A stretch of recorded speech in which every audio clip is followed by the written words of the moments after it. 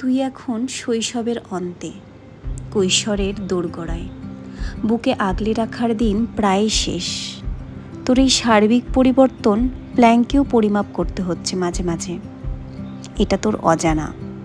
তোর এই রাগ, অভিমান, মুড সুইংগুলো আমাকে যেন রিয়ালিটি চেক দিয়ে যাচ্ছে।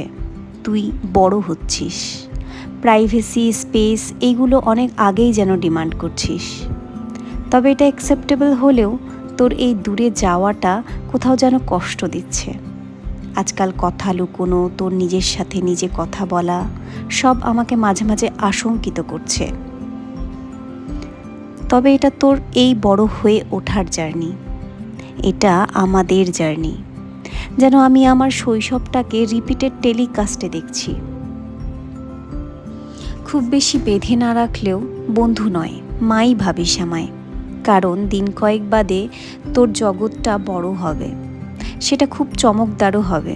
মায়ের বন্ধুত্বটা তখন ফিকে মনে হতে পারে। তাই আমি তোর মা হয়েই থাকতে চাই, কারণ দিনের শেষে মেয়ের ফেরত যে তার মায়ের কাছেই।